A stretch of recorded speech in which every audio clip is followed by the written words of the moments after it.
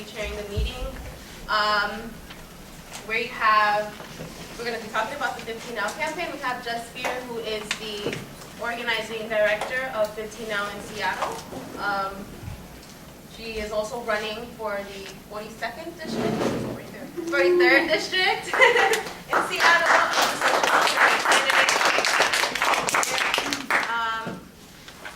We have Jess Lessinger, who is our 15 Now national coordinator, a member of Socialist Alternative. And we have Arun Gupta, who is a Seattle journalist. National journalist.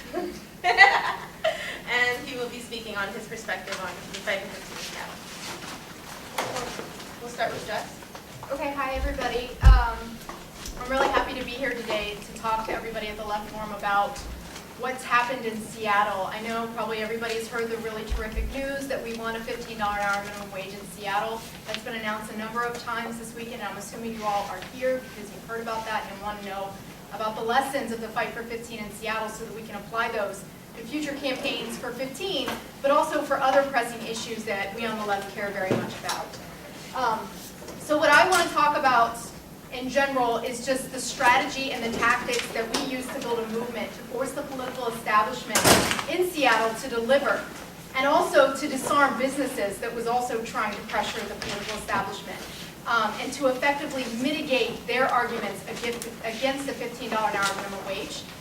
I think everybody here is really familiar with the general context in which the fight for 15 erupted, took shape, and galvanized workers and supporters across the country. We had a recession, you all might have heard, and then we had a so-called recovery, right? But the recovery wasn't something that we felt on Main Street, as they say. It was something that only Wall Street effectively experienced. It didn't trickle down, and there's a number of factors that played into that, but one of the main factors is the majority of jobs that were created since the recession are so-called MIC jobs. These low-wage service sector jobs were the bulk of the job creation since 2008. It was around 60%. So all the middle, I hate to use the word middle class, but higher paying jobs were, done away with in the recession, and they were replaced with these low-wage service sector jobs. So, with no real future and wages stagnating for decades, you have this potential that was growing for organizing around economic demands, specifically for increasing the minimum wage. And you can see this across the United States, not only with the fight for 15, but the Democrats sort of taking that up and calling for 10-10. All of a sudden they're for 10-10 when before Obama was for $9. And this is in the context of Occupy, right, and mass struggles that took place all across the world starting in 2011. And then you had the first fast food strikes happen here in Manhattan in the fall of 2012, demanding 15 in a union, saying we can't survive on $7.25. But the demands at that time, when they first erupted with the fast food workers, were not backed up by a mass movement. And they were organized by campaigns by the Service Employee International Union.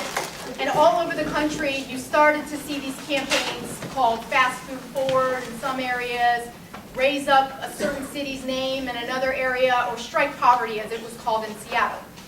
And they were really focused on getting media attention. They were not focused on movement building. So what I want to talk about here is how did Seattle specifically win? And I think the decisive difference for workers in Seattle winning 15 in a single year were three things. The first is the passage of $15 an hour minimum wage in a nearby town called SeaTac. You all might have heard of SeaTac Proposition 1. In November 2013, that passed a $15 an hour minimum wage that covered all airport-related industries, so airport workers, hotel workers, rental car workers. The second decisive factor was the election campaign of Socialist Alternative candidate Shama Sawant, which you all know won, and I'm sure you've heard speak over this weekend. The third is that socialists were leading the fight with the strategy to build a movement of working people. And Jesse's going to get into that a little bit later about socialists leading this fight and the role of Socialist Alternative, the role of the Democrats, and the role of the labor unions. So in Seattle, at the same time that you had the Fight for 15 campaign rolling out in early 2013, we had an election campaign. Socialist Alternative was running an election campaign for Shama Sawant, calling for a $15 an hour minimum wage, as well as taxing the rich and for rent control. The election campaign was happening literally at the exact same time as the strikes and the rallies for the Fight for 15, which was decisive in both building the campaign, the election campaign, and also for the movement for 15. which I think is something that we should all remember. That's a lesson we should take home when we hear people talk about how there's a dichotomy between building movements and running election campaigns. It's one or the other. And I think that the important lesson is the two are not to be thought of as separately, especially for socialists that are running election campaigns. Because the campaign was an effective tool for building the movement, which then helped the campaign to win, giving it a mandate backed up by a movement to advance that issue. So, as you know, we won in November. We elected the first socialist in 100 years. And then the $15 an hour minimum wage was won in CTAC. This really confirmed our perspective, winning that election campaign by boldly putting forward $15 an hour minimum wage against all the naysayers that were telling us, you know, don't talk so much about 15. Talk about Seattle being not affordable, just a general slogan. We said, no, we want it to be $15 an hour. It was on all the yard signs. It really confirmed the perspective for us that 15 was resonating, not only with the low-wage workers, but everybody in the community that understood that even workers in Washington State, which has the highest minimum wage in the country at $9.32, it was not enough to survive. Not only in that city, but just in the state in general. People can't survive on the minimum wage, even the highest in the country. So we had mayoral races at the same time that the city council races were happening. And the newly elected mayor in Seattle, Democrat Ed Murray, also came out in support of $15 an hour. But it was very late in the campaign. At the beginning, it was only Shuma that called for 15, and some media outlets really pointed to that, saying the Democrats won't come out in support of it. They say, yeah, we support raising the minimum, but we don't know to what. And when Mayor Murray came out in support of 15 right before the election, he said his support was limited to big box stores and city employees. Small businesses would just be exempt. He wasn't even going to touch that issue. And that roughly would exempt half of Seattle's 400,000 workers, to not cover small businesses at all. And I want everybody to really keep that in mind. Keep that, that initial position of the mayor in mind when you consider how much has been won and what we've won at the very end. And what would have been if 15 now had not been there really pushing the envelope as far as possible in the short amount of time that we had. So in the wake of the election victory, Socialist Alternative and some of our union and community organizing allies launched 15 Now to really start to bring together all the support for 15 and build a grassroots movement. Our strategy from the beginning was always to build a movement. As socialists, we understand that's the motor force of history. We want to build mass movements to involve as many people in the process as possible. Not only to win something, but also for people to learn through that struggle, the limitations of the system. So we sought to transform all that passive support that existed for 15 into real forces on the ground. We wanted to win 15, not in the distant future, not in a year, not in 2 years. We wanted to win it in 2014. So we had a very, very rapid pace that we were going at. And we acted quickly to launch 15 Now in early January, just a month or so after we won the election campaign, and used every opportunity that was just available to us to bring people into the movement.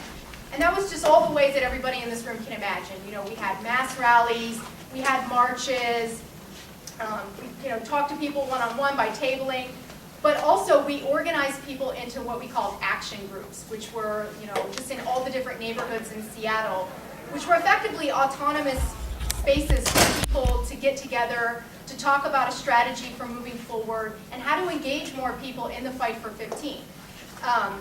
And how to answer the common questions that they were going to be getting. We had a day of organizing to talk about how do you answer questions about wasn't 15 too much, or how can small business pay for this, should we just let the mayor decide things. We had a day of discussing all of that to really arm these action groups to go out there and build in their communities.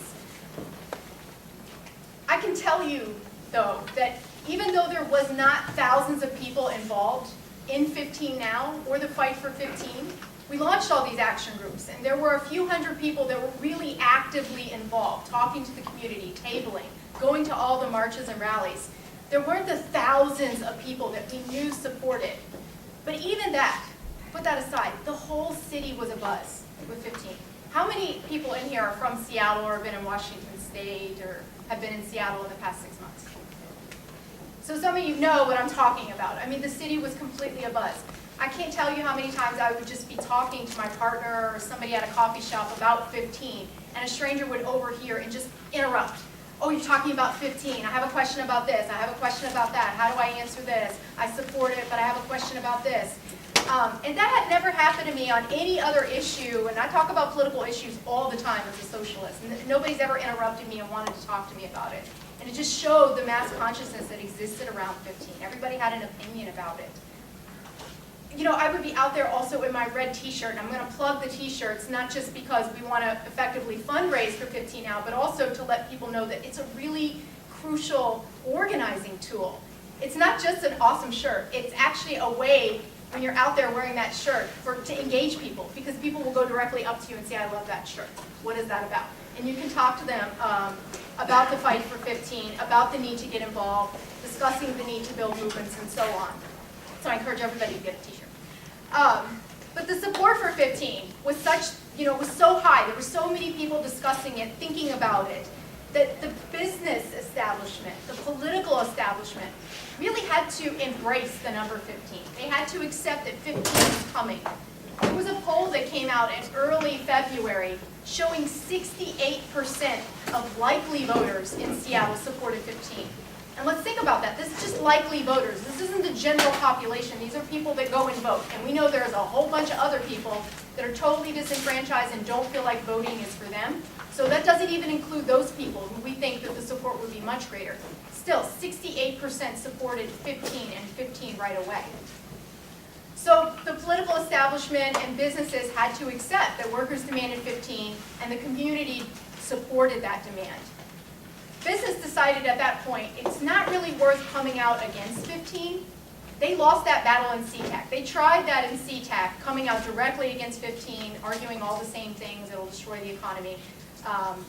And what they decided to do was to undermine 15 and do everything they could to carve out loopholes so that whatever law was passed, they could say the whole time, oh, we support 15. But in the end, they really wouldn't be paying 15. That was their strategy all along. The newly elected mayor, set up this committee. As soon as he was elected, it was at the top of the political agenda to come up with a proposal. The committee was labor, some business, and a few city council members. And that committee was tasked with coming up with a proposal that the city council would then discuss and pass. And the timeline that the mayor set out in January was for them to come up with something by the end of May. And the funny thing about that was we debated in Socialist Alternative, would Shama sit on this committee or would we just really focus on building the movement? What should we do? What makes the most sense? And we decided it made sense for Shama to sit on that committee, to sort of be the voice of workers that was boldly calling for workers what they needed, and then also to sort of have some insight on what was going on in that committee.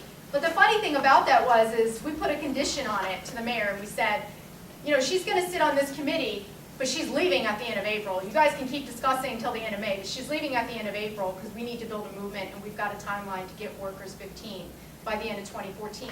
And that actually forced the mayor to tell the committee, okay, you guys have until the end of April. So it completely shifted the timeline by a whole month because this one very powerful socialist city council member said, no, I'm not going to wait till the end of May. It's end of April and that's it.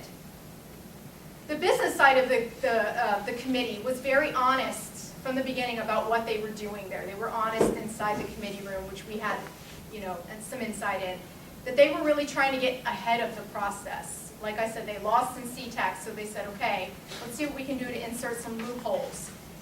So for about a month, we were really rallying and building support for 15, and you did not hear a lot of pushback from business. They were just sitting back trying to figure out what they could do to undermine 15. And we just went out there immediately and talked to people about 15, and it became very clear that the major concern for people, the barrier from them getting involved, for them really supporting 15 unambiguously, was widespread concern about small businesses, whether small businesses could handle this jump in wages.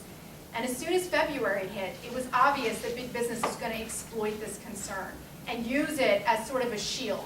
They were going to hide behind it and use it to call for a really long phase-in, not just for small businesses, for all businesses, right? Because they all need to play by the same rules.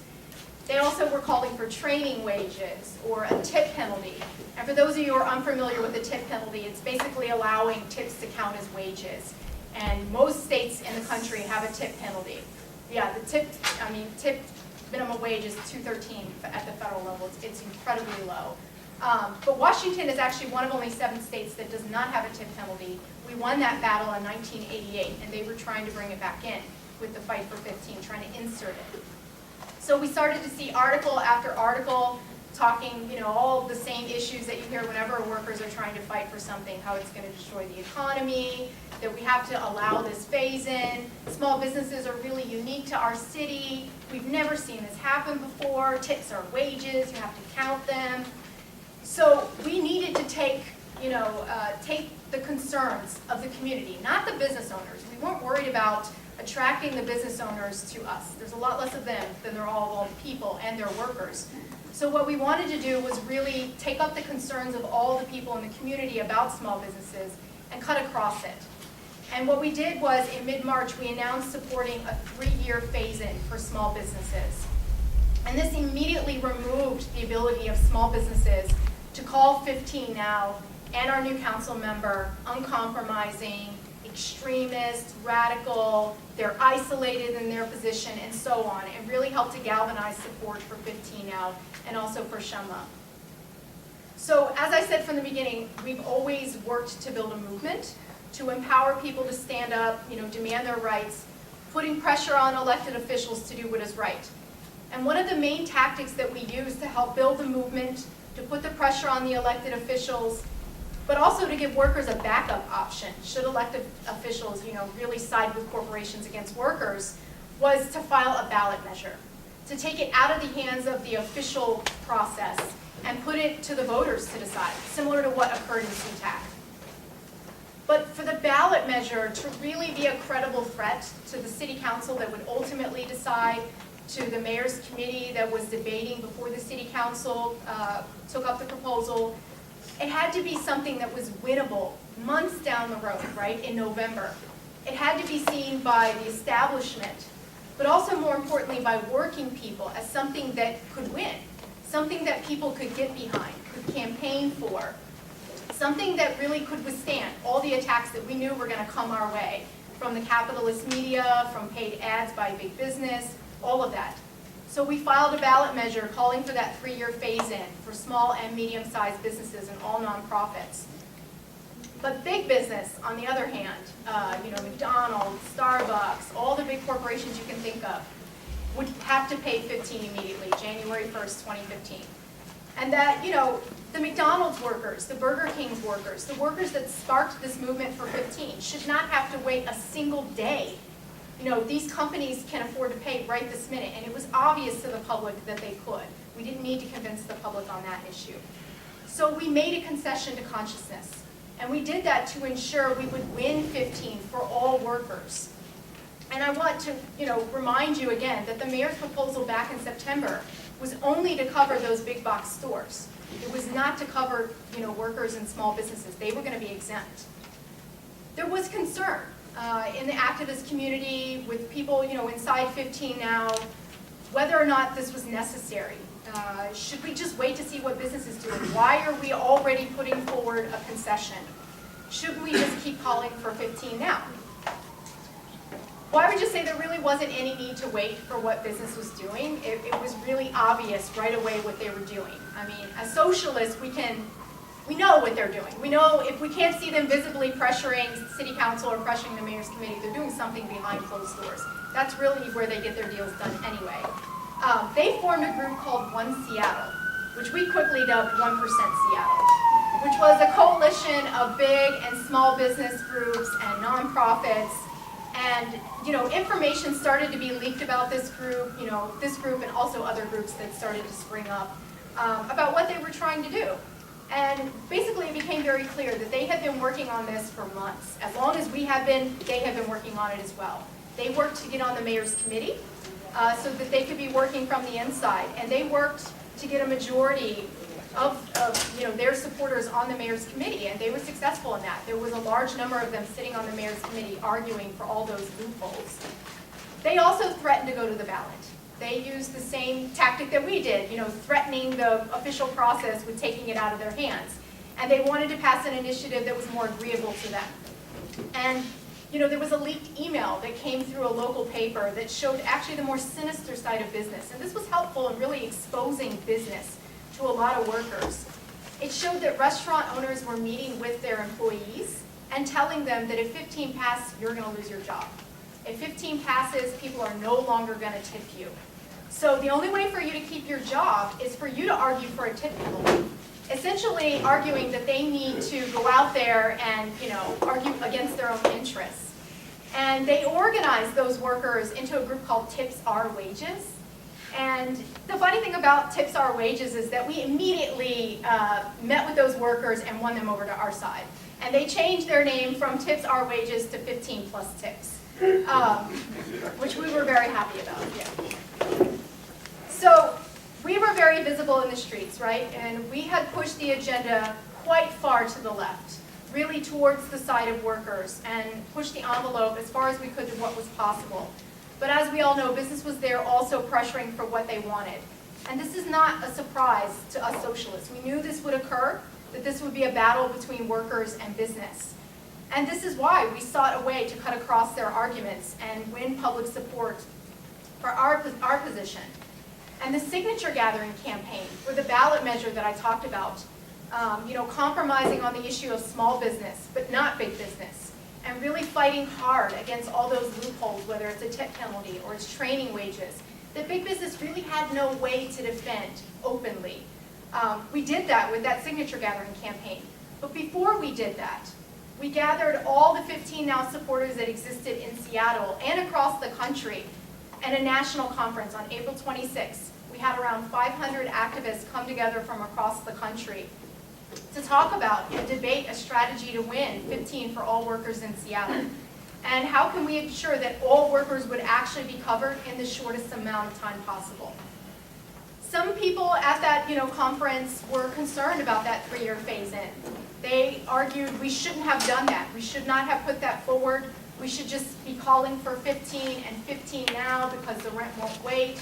All workers, regardless of industry, regardless of size of business, need relief. And we absolutely agree with all of those things. But one of the things that they argued in this was that it's not about winning. It's about organizing around the right program. And that, to the shock of the entire crowd at the 15 Now conference, some of those same people that argued that said that CTAC wasn't a victory. That winning 15 for some workers in CTAC was not a victory. And that really shocked a lot of people at the conference. And I would say to what they were saying about, the fight for 15 isn't about winning, is what the hell are you doing in the fight for 15 if it's not about winning? If we are here to fight alongside workers for real reform, putting forward a fighting strategy, while all along the way as socialists arguing that fighting for reforms isn't going to be enough, that ultimately we're fighting to overturn the system and replace it with democratic socialism, what are we there to do? Should we just continue calling for 15 now, even though we know we don't yet have the forces to win that? If compromising to ensure that we actually come out of this battle to win something is wrong, why are we even calling for 15? I think we have to ask ourselves those questions if we're thinking about compromise. Why not just call for socialist revolution? Why would we call for any reform? Why limit ourselves to just 15 and 15 now? Why are we calling even for that? I mean, that's ultimately what we're fighting for, is socialist revolution. Anything less is just reforms.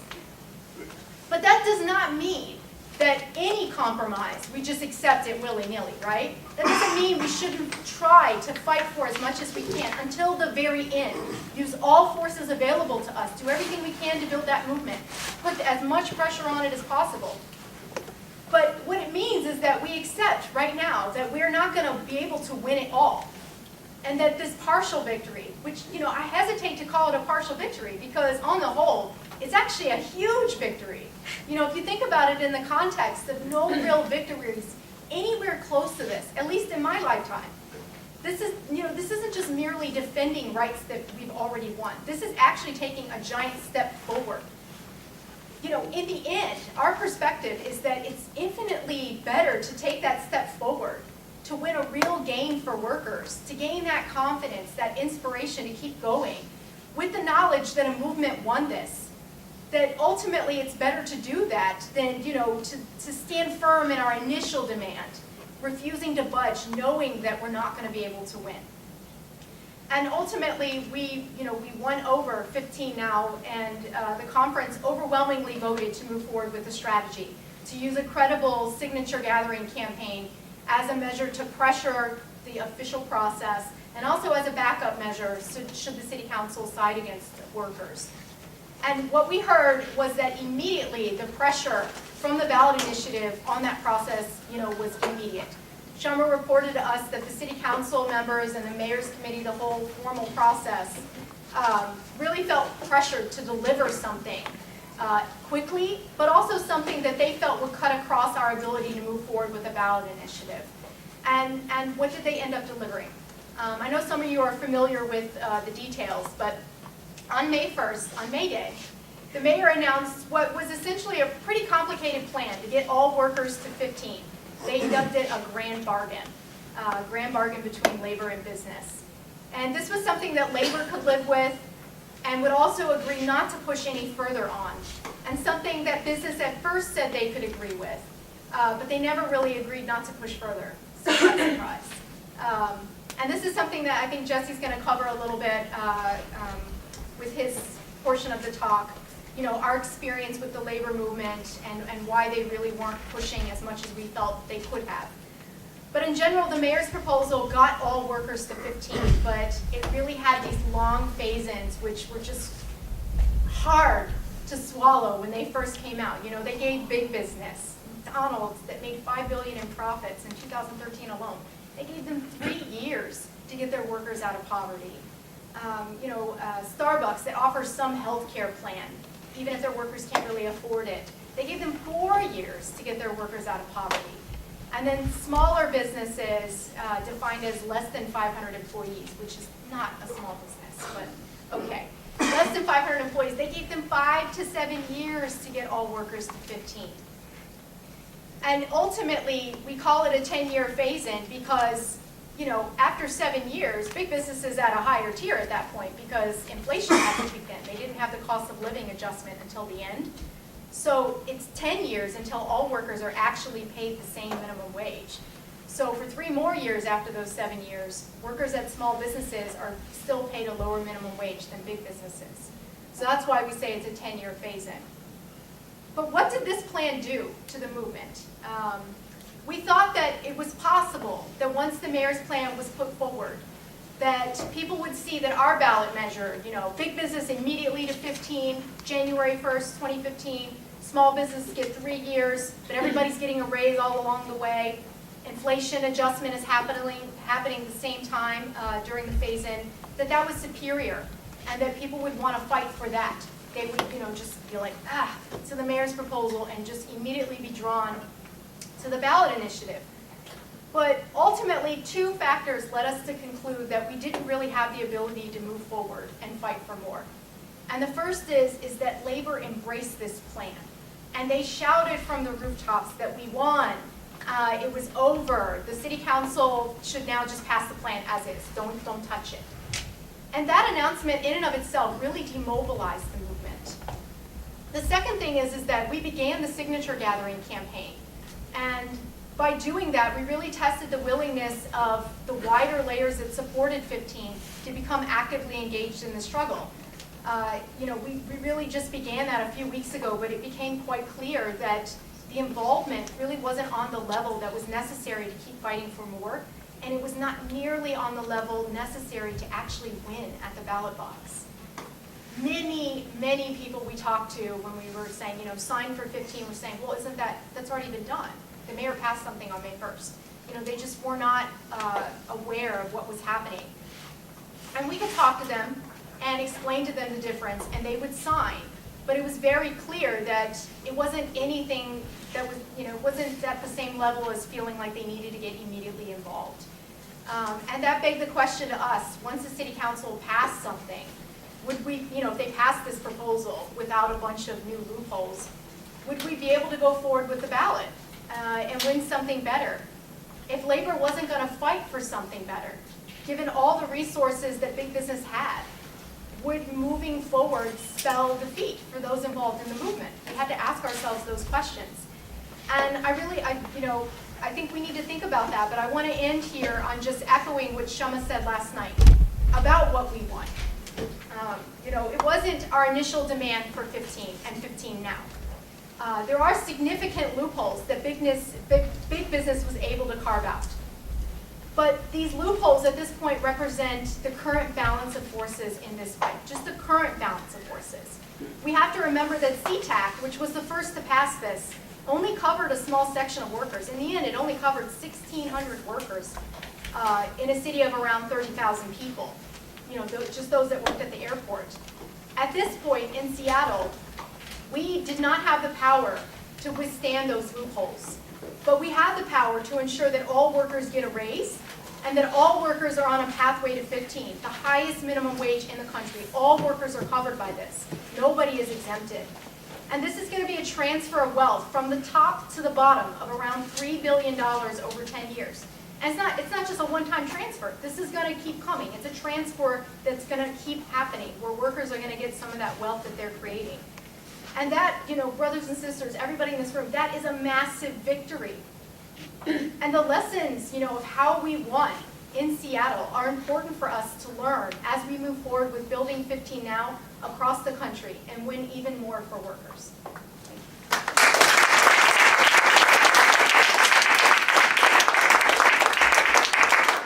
Now for the national organizer 15 now, Jesse Lessinger. Oh, I'm sorry, Arun. Yeah. So, Jess, you're actually a climate scientist also, right? And you study microfossils, foraminifera? Foraminifera. You call it foreign. Yeah, so, and they're markers of climate change, right? So, there's this problem in evolutionary biology of recognizing life on planet Earth. We only know one form of life, and so it's a question of what if other forms of life existed? How would we recognize it? And the reason I raise this is because I think there's an important analogy for the left and its inability, the American left, to recognize victory and to recognize politics. And as an outside observer, I've been covering left movements, politics, been involved in them for over 20 years but I identify myself as a journalist, but someone who supports social justice, someone who also identifies as a socialist, but as independent. And the left lung, as Rebecca Solnit puts it, loves to cling to its teddy bear of despair. It's kind of become in love with defeat.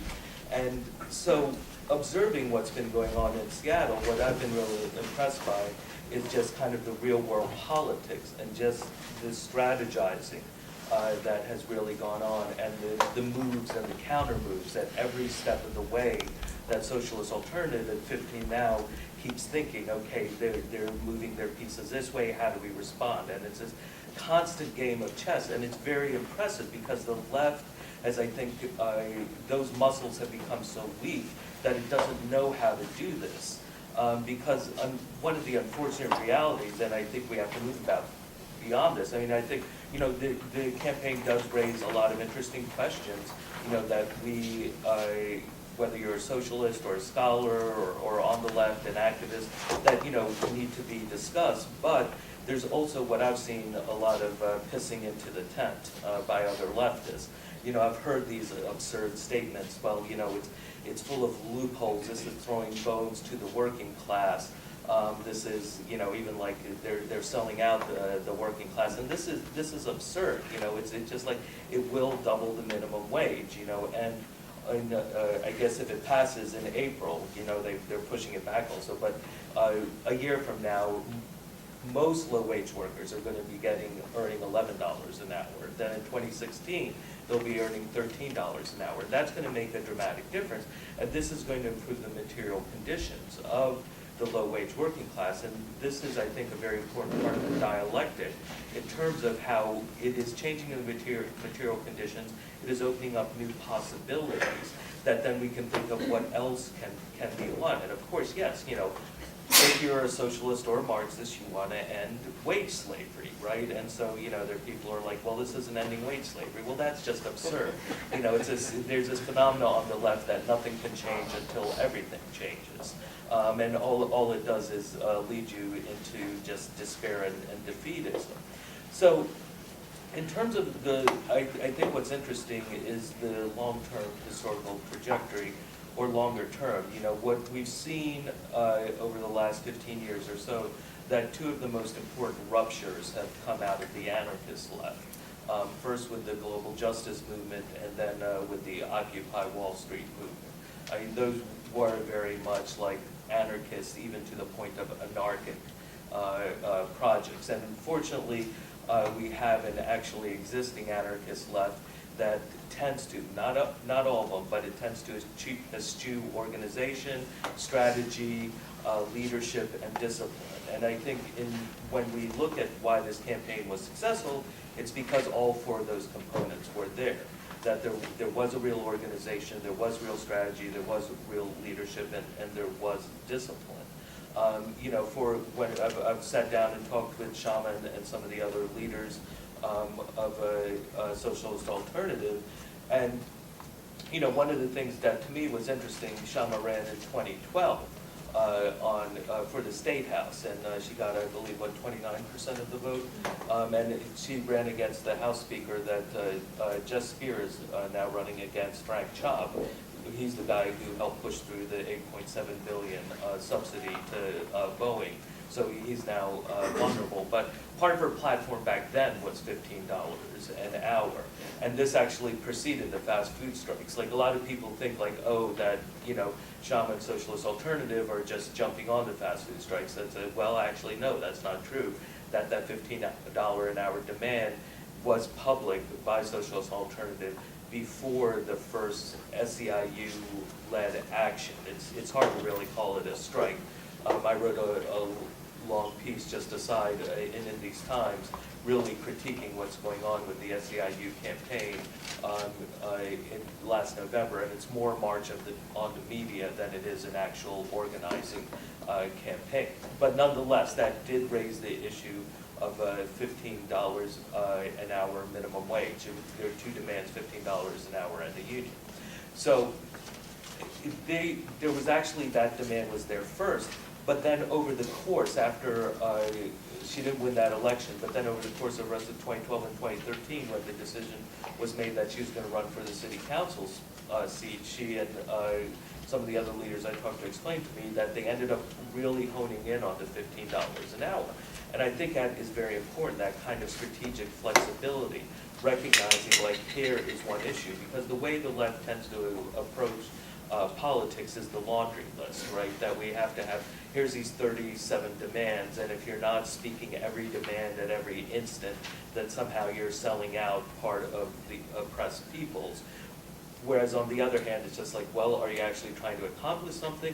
And also, what is a demand that can unite most people and push the movement forward in the greatest possible way?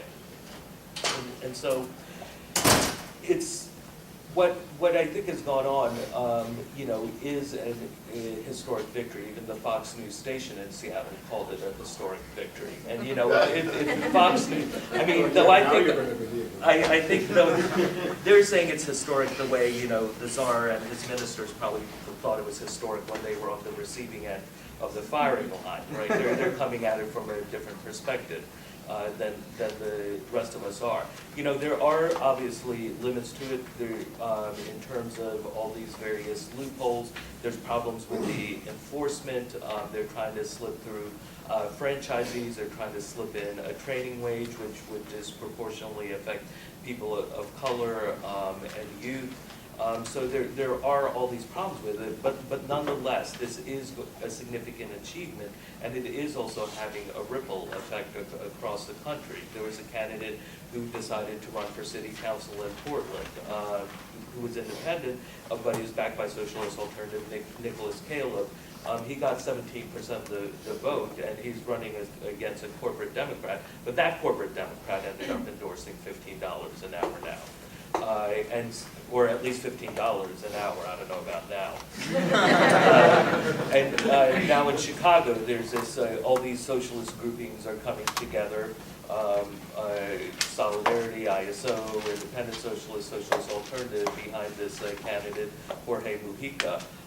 And he's also pushing that, and I understand, I think there's a bill now that's being proposed for $15 hour minimum wage. So this is having an important ripple effect. Now, one of the, I think there are legitimate questions that do need to be discussed, and one of those, I've heard raised, well, how exactly is this building class power? This is not happening in the workplace.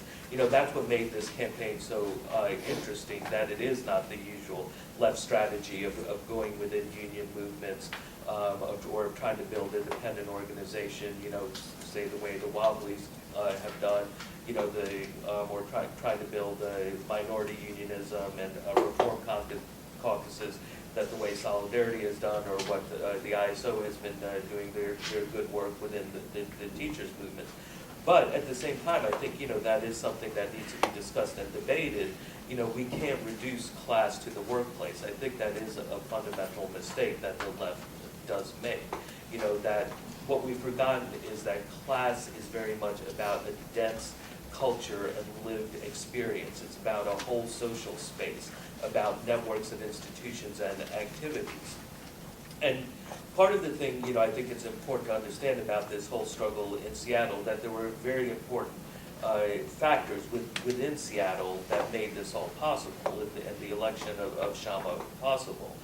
One is, it's a one-party town, it's a Democratic town, it's a nonpartisan election. Very important to the campaign was not just the endorsement, but the just real tremendous support that The Stranger, which is one of the alternative weeklies in Seattle. But The Stranger is not just any alternative weekly. It won a Pulitzer Prize a couple of years ago. So it just gave it, and they also decided to devote resources and have been very supportive. And actually there's a companion paper in Portland, the Portland Mercury, also supported Nicholas Caleb. So you have to have all these different forces that are acting upon, the $15 an hour ballot for CTAC, that also helped this Sawant campaign. And then, of course, the Occupy movement and the history of radical labor struggle in Seattle. There are a lot of different forces that are particularly at work. And then, of course, like one of the things I've discussed with Shama and others is the fact, it's the fact that you had this organization and cadre that made a huge difference, and that this wasn't reproduced in some place like Portland. And actually, Shama raised where's that other place where a socialist was elected around Seattle? City council? Erie. Yeah, and she raised the issue of the fact that, that she's isolated on the council there. Now, I was in Seattle on May 5th. That was the day of the first city council hearings. The bill had not yet been introduced, but they were taking public comments and expert testimony from the mayor's Income Inequality Advisory Committee, which he had basically stacked with the business interests. 12 of the 24 representatives came from small businesses or large corporations. They had not one but two representatives from Chamber of Commerce's, which are really some of the most reactionary business institutions in the country. And then a 13th member came from Microsoft Foundation. So this committee was very much stacked in the favor of business interests. But it was what was really remarkable was to just feel and see the inside-outside strategy going on. The chambers were packed with 15 Now supporters, some of who are here, I'm sure were there as well.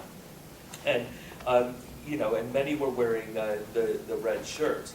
And so they were coming up and giving testimony about all the problems with the bill and how it needed to be a strong 15. And at the same time, you had Shama on the city council itself also criticizing them for the way that they were trying to create these loopholes to try and weaken the bill. And it just felt like they were under siege. And it wasn't just coming from the outside, it was an inside-outside strategy, and it was very effective. And I think this is something, that we need to remember, that moving forward, we do need multiple paths. I think, what a lot of, from doing labor reporting extensively over the last 2 years, when I see the best labor reporting, it's where the best labor organizing is where the left is actively involved in it. It's the left that provides the vision, the ideas, the passion, the real commitment to struggles. Trade union bureaucracies are by their nature very narrow, very self-interested. For example, we've just seen that the Working Families Party has endorsed Cuomo. I mean, horrendous. He's worse than the Republicans because he's able to attack unions in a way that the Republicans can't. And he's forced just these horrendous contracts. And yet the head of the Transport Workers Union, Samuelson, just told a reporter, well, I think Cuomo's good for workers. And he's saying that because the TWU feels they got a decent contract from Cuomo, so they're willing to sell out the working class for their own very narrow interests. And it's not even that they're doing it for the workers. I mean, the union bureaucracies very much are only interested, I think, in their own power and their own self-reproduction. And we've seen this going on in Seattle as well. The main SEIU person there, David Rolfe, he's the one, I think, who really kind of played a blocking strategy in terms of making sure that this passed, that trying to prevent any credit going to the left, and also not pushing harder for a stronger 15 now bill. And when all these loopholes were being added in, he was largely silent until was it the Central Labor Council or Seattle Labor Council? Yeah, the King County. They issued a resolution that actually it came about through a socialist alternative. Was able to engage with their allies within unions to put forward this resolution to oppose, to call for removing tips and for a stronger 15 now, and that Rolfe was finally able to take a stronger stand. But what it does show is that the labor leadership will sell out the working class when they see it as in their interest. So it's not to I don't want to replicate that despair. The point is that this is a difficult road, incredibly difficult road. It's uncharted territory. What Socialist Alternative and 15 Now has done is remarkable. And now the question is, how do we build on this with a multi-pronged strategy? I'm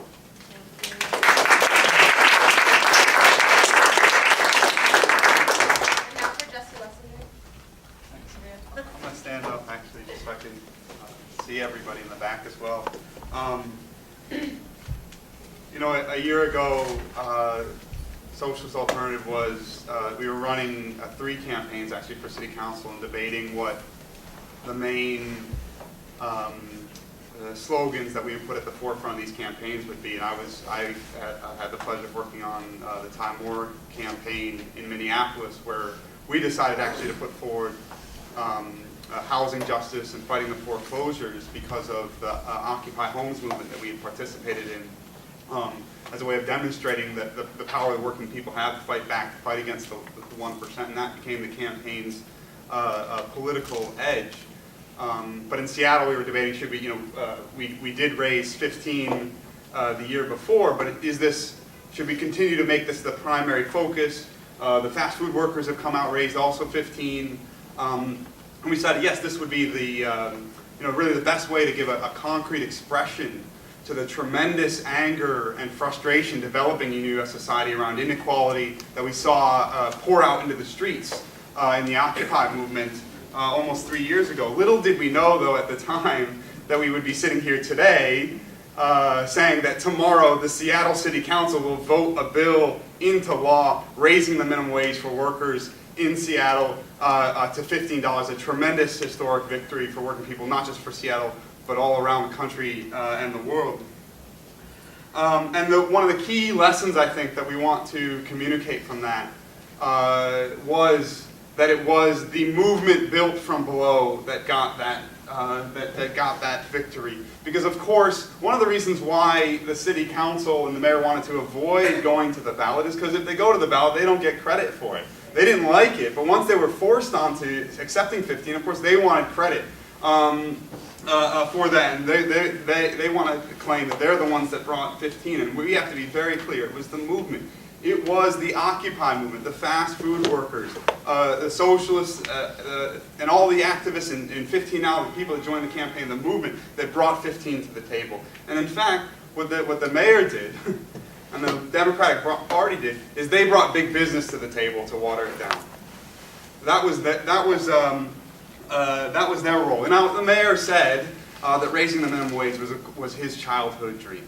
And he clearly, but in fact, it was, as Arun described, the advisory committee that he set up was stacked with big business. And then the city council, the other 8 Democratic Party city councilors, were silent during this whole 3 months of very fierce debate about the minimum wage. They set up their committees. We're going to listen to the nonprofits. We're going to listen to small business, restaurant. We're going to listen to everyone. But they didn't say a word. What was their position on small business? What was their position on the phase-in or the tip credit? They remained silent. Oh, we're going to let the mayor put forward a proposal.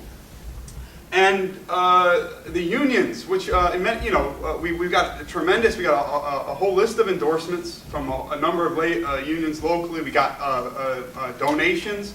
One of the AFSCME locals that represents university workers at UW gave the 15 Now movement $20,000.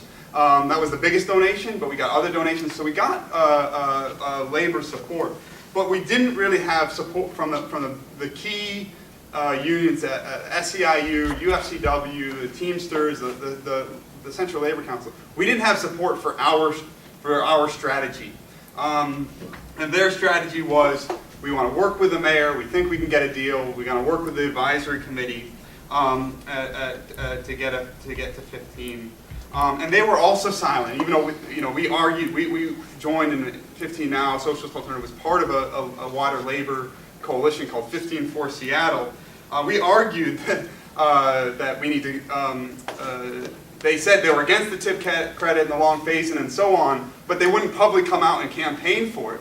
And they wouldn't publicly come out and say, have some kind of backup strategy to say, if you don't pass a strong 15, we're gonna take it to the streets. We're gonna mobilize. We're gonna take it to the ballot in November, which is what we in Socialist Alternative and 15 Now put forward. In fact, in many ways we saw before our eyes a classic form of what you call class collaboration, where the representatives of the working people, the unions, are looking to simply to cut a deal with the representatives of big business. And we fought in labor. We were in this coalition fighting the whole time to take a stronger position. And we were a certain check within this coalition, because the main force, SEIU, the head of SEIU was actually David Rolfe, who was referred to, was on the mayor's advisory committee, and one of the co-chairs, along with the owner of the Space Needle, this guy Howard Wright. Rolfe was prepared to go much further, make all kinds of compromises. He actually was the one that introduced into the labor coalition the idea that the labor in 15 Now needs to concede a phase-in for big business. He's the one that actually introduced it. And in fact, when we went to the actual going forward with filing the ballot initiative, it was actually a charter amendment, a bit stronger than a ballot initiative. When we actually went to file it, they were forced to kick us out of this coalition in order to distance themselves from the ballot initiative and say, no, we're working with the mayor and so on, because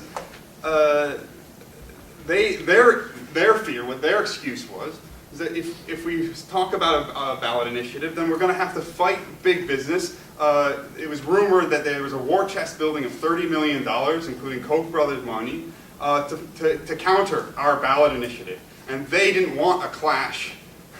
They didn't want a conflict with business. They wanted to try to make a peace agreement. What was amazing, though, was when they kicked us out, they couldn't. They weren't even in a position to publicly criticize 15 now, to marginalize, say this is going too far or anything like that. They would have loved to. Distance, the labor leadership would have loved to, but they couldn't because of the effect that Shama-Swant and 15 now was having on the wider debate and of course on their membership. But in the end, they come up with this deal, which is a 15 but watered down.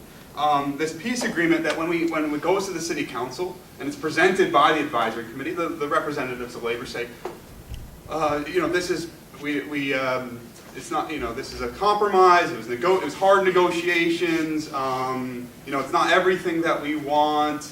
The head of the Central Labor Council even said, when was the last time that you brought a negotiated contract back to your membership to be received by cheers from the membership?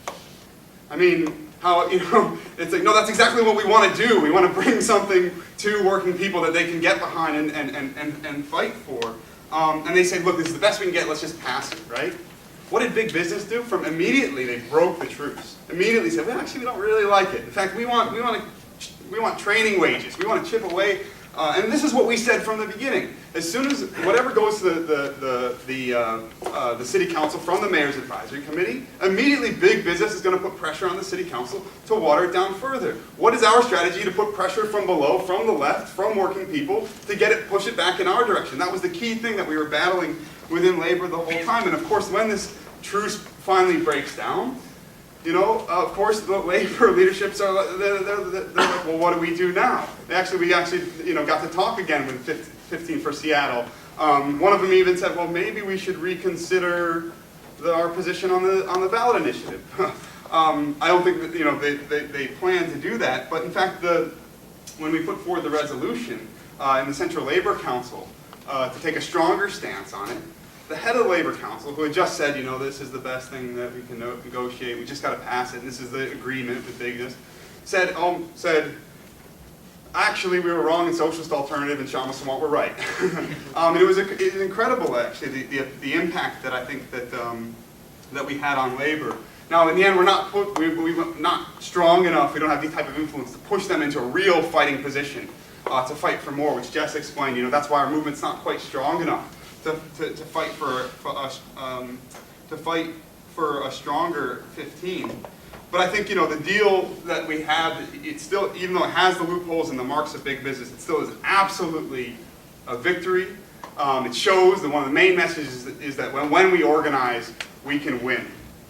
And of course, we can win more with a stronger movement. And Seattle, in many ways, I think provides a model for how to really mobilize from below, put maximum pressure, try to build the widest possibility with other forces, community organizations, labor, and so on, for the strongest possible position. And now I think, now that we've gotten a victory in Seattle, the whole question is how can we continue to build off this, to build a stronger movement, to spread it all across the country.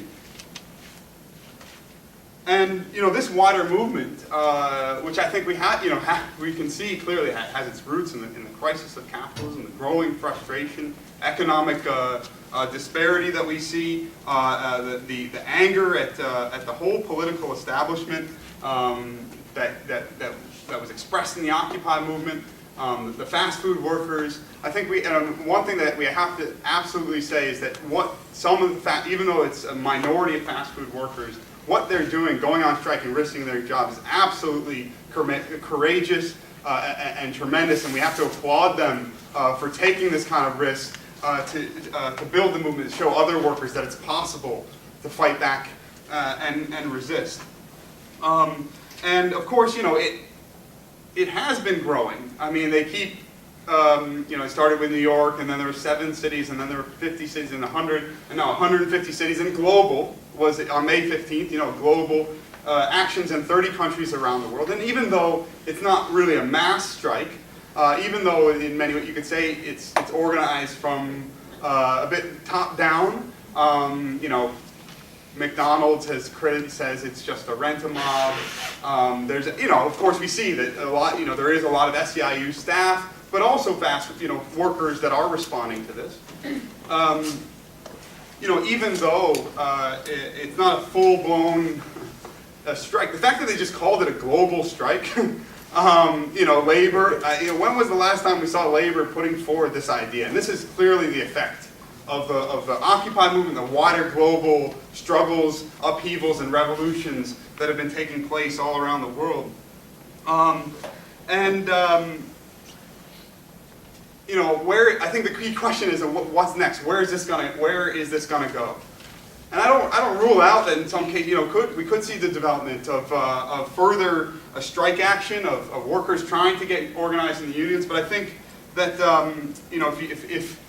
if Seattle is any lesson for what SEIU and the labor leadership intends to do, it's that they're not really looking to do a real full mobilization from below, fully mobilizing the power of working people to fight for better wages and conditions and union rights. That they're doing this to get it's a tremendous amount of media attention, but then where are they gearing that? They're gearing it towards mostly legalistic measures like the class action lawsuit against McDonald's on wage theft, which is good. I don't oppose lawsuits to win work, but it has to be backed up by real mobilizations. And then, of course, they're orienting the movement, I think, towards the Democratic Party. And of course, we have to think 2014 is an election cycle coming around with these strikes. Are they going to continue to raise these bold demands of 15 for unionization when they're trying to mobilize support for Democratic Party politicians who might say nice things about raising the minimum wage but don't necessarily support 15? I think we'll very likely see that some of these demands for 15 and these actions might begin to get tempered and a bit watered down or marginalized. And if you think about it, it's clear. I mean, the Democratic Party couldn't even push forward 10-10 on the federal level. And now on the state level, I mean, what is interesting, though, is that there have been some initiatives on the minimum wage. 10 states now in the last year or so have raised the minimum wage to at least $10 by 2016 or 2017 or so. And a whole number, about more than 20 states have ballot initiatives for raising the minimum wage. And this is largely being pushed by the Democratic Party, and I think there's 2 main reasons. One is because they're trying to drum up electoral support. That they're feeling weakened, the 2014 elections, seeing a big challenge from the Republicans, that they think that ballot initiatives with small incremental raises of the minimum wage could help bring out the people that are more likely to vote Democratic Party. But secondly, I think there's also a deeper concern on the part of the Democratic Party, the representatives of big business, a deeper concern about the fear of the potential of a growing movement. And I think that's partly what answers the question about how we won in 15 without the traditional type of mobilization of workers, strike action, and so on. It's not because we didn't have that, but because what we were doing pointed towards the development of bigger types of social movements. They're afraid with the growing inequality of another Occupy-like explosion. They're afraid. Look at what happened with who's going to be the next Democrat to be knocked off by a socialist. They're looking at the strikes. Jess. Jess. Oh, Jess. All right. Jess Spear, right. Frank Chop is the next one.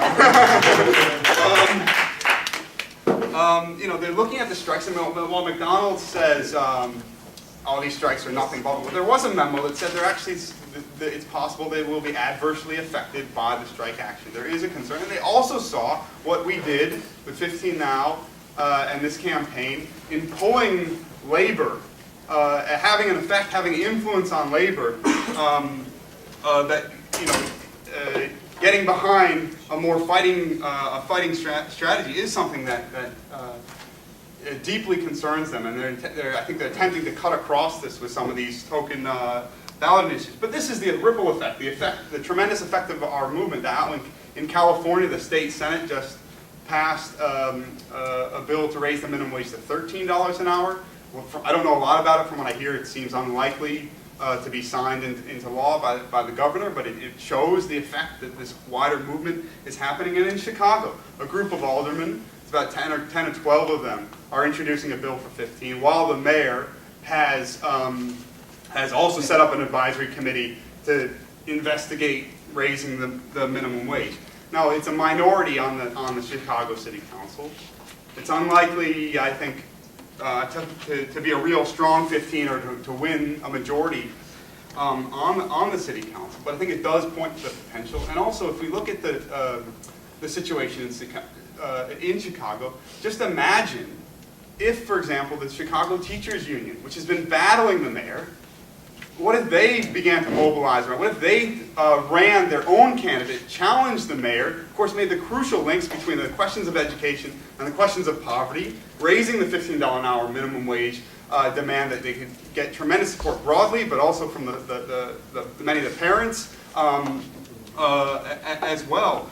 I think even if they didn't win, that if the CTU ran a candidate fighting for a $15 an hour minimum wage against Rahm Emanuel, that they would have a real possibility of putting enough pressure on them to scare them into passing some kind of $15 an hour or some kind of significant minimum wage increase. And I think it is the job of the left and of socialists to be raising these ideas, to be raising within the labor movement, within all kinds of broader movements, the way in which we need to, the potential that exists to really do a full mobilization behind some of the key issues that are exciting working people. The fight for 15 is one, but not the only one.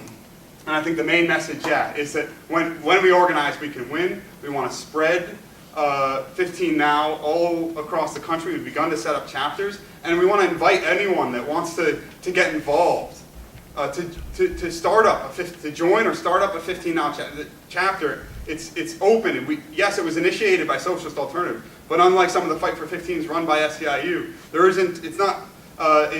it's for anyone that can get involved. It's not tightly controlled. It's a campaign, a banner that all working people, activists, people on the left that want to use to fight for the minimum wage, to fight against poverty wages. It's a banner that anyone can use. Set up a group, a Facebook page, your own website, get active, link up with the national campaign so that we can build this movement to fight against poverty wages, but also, of course, it's linked to a struggle to fundamentally change society. So I'll stop there. Thanks.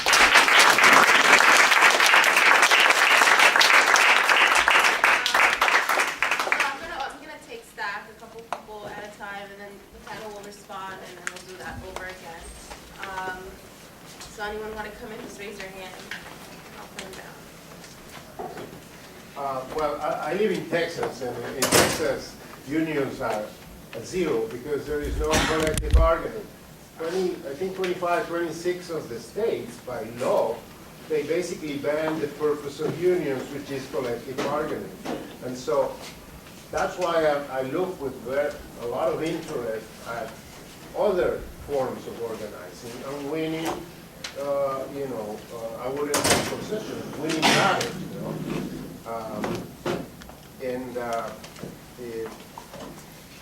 So there is one thing that you mentioned about the multi-pronged strategy, and that's what I see. That the only way to move forward, if you cannot have collective bargaining in your own, in your own enterprise, in your own fast food or whatever you are, you need to raise the level of organizing to a level where you can win something, and that's the city councils and things like that.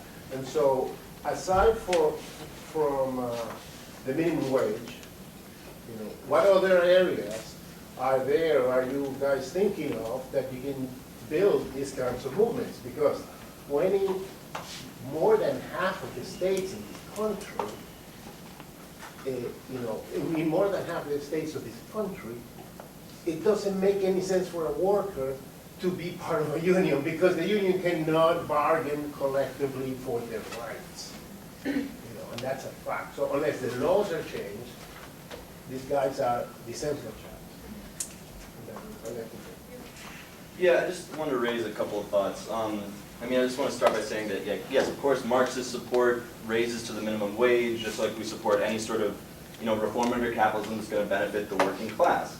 But, obviously, as the speaker mentioned, that's not the ultimate goal. The goal is to end exploitation by overthrowing capitalism through a workers' revolution. And only the working class is actually capable of doing this because they're the ones that can shut down the means of production. They're the ones that can actually stop the flow of profits. That's basic Marxism, right? We didn't hear any of that from the panel, but okay. And, really independent class struggle. And the working class is actually organized independently from the capitalist class, from capitalist parties to fight in its own interest. That can actually raise consciousness and build their ability to fight for a socialist revolution. But it sounds like from the panel and from what this guy just said that doesn't, the panel despairs of it. The socialist alternative doesn't think that type of independent class organization is really possible, and so instead they push class collaboration. The idea that you have to unite with some sort of progressive wing of the bourgeoisie, support Democrats, pressure the Democrats from below, support the Green Party like they've endorsed the Green Party in the past, to try and get these reforms through. And that it leads to demoralization and defeat time and time again. This Fight for 15 movement is a class collaborationist, anti-Marxist campaign that is an obstacle to leading the working class to power because it's centered on pressuring local governments. It's building illusions that the capitalist state is somehow going to be wielded in the interest of the working class. And the socialist alternative further builds the illusions by pushing the lie that cops are members of the working class. Cops are not workers. They are the deadly enemies of the working class. It really shows where they come from. I'm just going to wrap up really quickly by talking about what the perspective is on the unions that we heard from this panel. Okay, you hear that the union leadership is class collaboration, which is a joke coming from socialist alternative, but they're saying that, because the union leadership doesn't want to fight, that therefore they just write off the union movement entirely. Marxists see the unions as bastions of labor power. Okay, but for SALT, they're simply a source of petition signatures and votes for their reformist campaigns. And I think, we heard that pretty clearly from the panel. And the idea that the union should be threatening a ballot initiative rather than threatening strike action. That really kind of sums up their whole perspective. So, if you want to actually fight for better conditions for the working class, you need to build a revolutionary party based on a revolutionary Marxist program that has its end goal as overthrowing capital, not a liberal, single-issue, reformist, class collaborationist campaign. My name is Max. I'm from the Spartacus League. You should check us out. And our newspaper Workers Band. For you, sir, over there. Yeah. You wanted to, yeah. Yeah, okay. Yeah, with regard to Mac's comments, could 15 now have done more to bring this to a ballot initiative? That is, it was said that the mayor didn't want that to happen, and I'm not sure what the process is in Seattle, but how did you make the judgment to concede to the mayor not to have a ballot initiative? Because if this had gone on the ballot to the people, maybe this would have passed without the restrictions that you got. Yeah, first of all, I'd like to sort of recognize the enormous victory that was accomplished by this. This is a major increase in the living standards, will be a major increase in the living standards of working people throughout Seattle. It'll set a precedent for workers throughout the country and will be a basis for struggle that can be emulated in the future for people. There are a couple of things about elections. First, about elections. Number one, if you go on YouTube, you can type into thing 200 Occupy candidates. This was during our first campaign. We were calling for Occupy activists to run in campaigns against Democrats. And I think that's important that we have to point out that one seat in one city council isn't really enough. We need people to challenge the political establishment across the country and across the world to give people the confidence to fight back. I mean, it needs to really give the basis. And we still encourage people to do that. And people are starting to pick up the call and start doing it, which is a great thing and actually a way of building the movement and building the class struggle. Secondly, you know that we did something that's really important when the corporate media starts giving the Democrats all the credit for what has been accomplished by a grassroots movement. I've been seeing newspaper articles that say, there's all Murray's thing, the Democrats did this, blah, blah, blah. that's nonsense. They're just trying to cover up the accomplishment of what a radical organization really pushed and really put forward. Secondly, thirdly, finally, actually, I just want to finish on this. It's going to be very quick. The left has gotten into a habit of being irrelevant and talking to itself over the years of not being engaged in struggle. Now that we've started to win real gains, real material gains, we have to sort of put aside the old habits of taking shots at groups, one another, or making symbolic statements, for example. We're actually in a material struggle for material gains, and this affects people's lives. This is not just a way to make a statement of, oh, look how radical this group is, whatever. It's really about people's lives, and it's really about real struggles. And we have to actually create our strategy around that fact.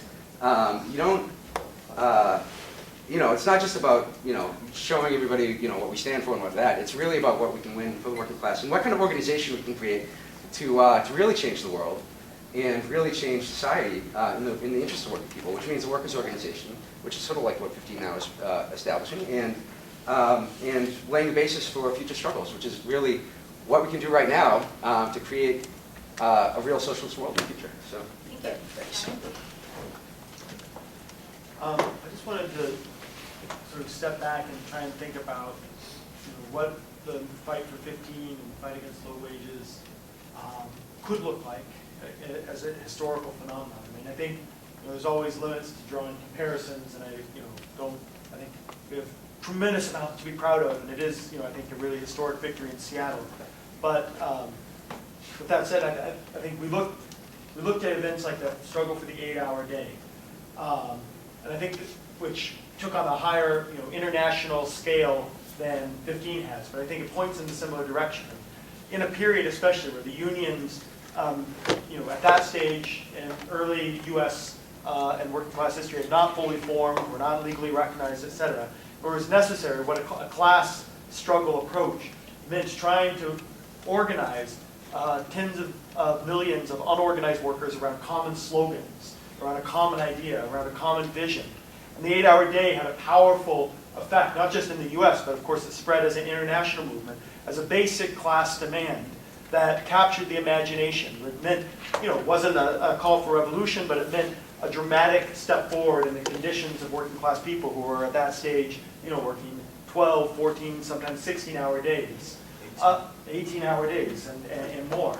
And I think today, especially given the weakness and the lack of initiative of the trade union leaders in this country, and the same situation exists fundamentally in the majority of countries, that the fight against low wages, the fight against poverty, the fight against this massive levels of inequality in society require a similar type of call. And I don't, whether 15 will emerge and fully, sort of be comparable in that sense remains to be seen. But I think that has to be the kind of goal. That's what's necessary to build a mass movement, not just in this country, but on a global scale to fight back. I think the goal of 15 Now, I work in, didn't introduce myself, I'm Time War, part of 15 Now and Socialist Alternative in Minneapolis, where we're also trying to launch this campaign on a big scale.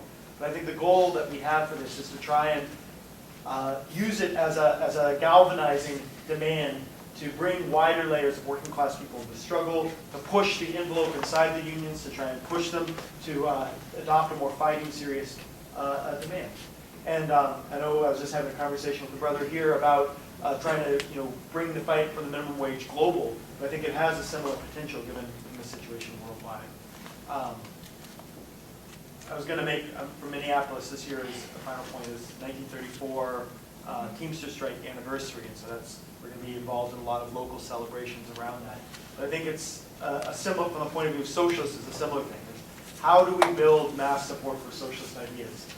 I mean, having bold approach and all the rest is great, but winning victories and being able to demonstrate that we won in Seattle, not because of the water they drink or the sandals and socks culture that Shama talked about, but because of a class struggle strategy, because of the ideas that socialists put forward on how to effectively struggle that all the speakers spoke to. I think that message is what we want to, in speaking for Socialist Alternative, want to spread nationally, try and help wider sections of workers draw those similar conclusions. Thank you. Bart?